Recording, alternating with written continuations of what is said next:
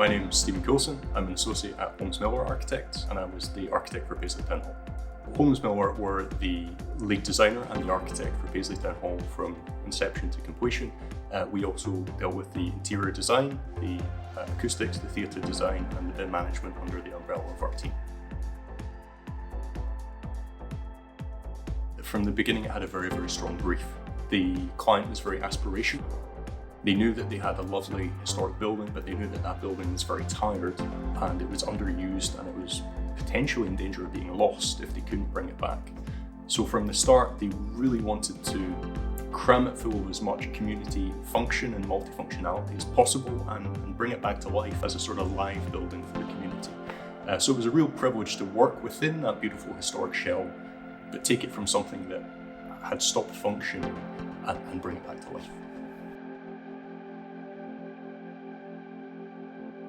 I think one of the things that makes Paisley interesting as a case study is it was very constrained by the heritage shell. There was a limit to what we were and were not able to do, and yet we were able to fully strip out every single service in the building, as the original services were effectively near to being condemned, and put in a huge amount of new infrastructure and services and really improve everything the building did, but also hide most of that, to do it in a very sensitive way, to do it in a way that within a heritage building you couldn't often tell that we'd made that intervention because it was either fully concealed or because it was obscured in a way that met the heritage language of the building.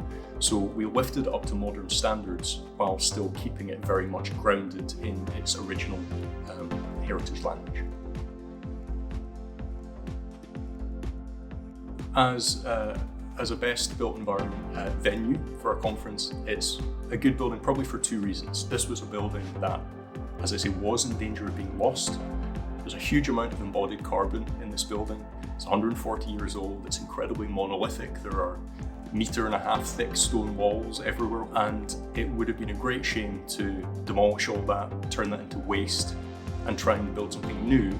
The love for the building and also the acknowledgement that this is an asset where the energy should be maintained within it. It's a really good example of a building that was correctly saved. And the other reason is sustainability was still an aspiration of the client. So we did target weak points in the building. We did go for things like the single glazing. We built in very high quality secondary glazing. We did fully refurbish the heating system. We put in concrete slabs with underfloor heating in them for thermal mass and slow trickle heat. So there was a lot of improvements we did make to the building that really elevate it, not to a net zero standard, but it proves even in a very, very challenging environment, there's always something you can do to raise the quality of the building and make it more sustainable. Interestingly, the thing I'm most proud of about this building is not necessarily an architectural thing, is it the accessibility? This is a great building and it's a community building, but it wasn't accessible to everyone in that community.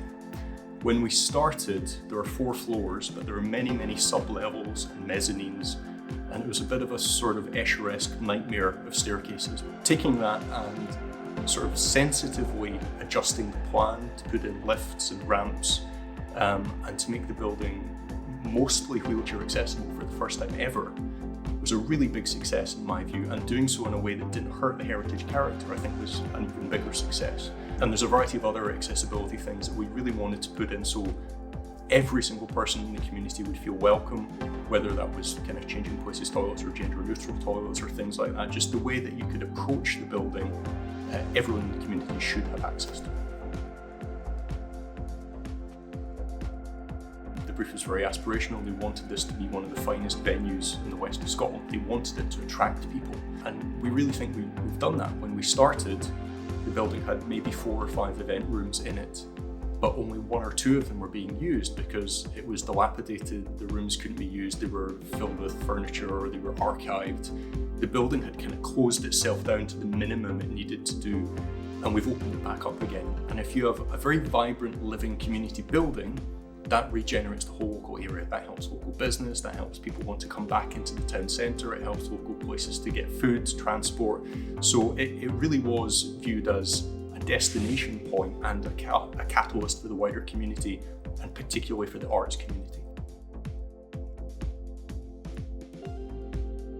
even when a building limits what you can do in terms of sustainability, keep talking to the client, keep pushing that forward as a key goal. And even if you don't get all the way, any incremental improvement you can make in a heritage building makes a difference. Just try and make it, fight for it, try and get the client on board with it.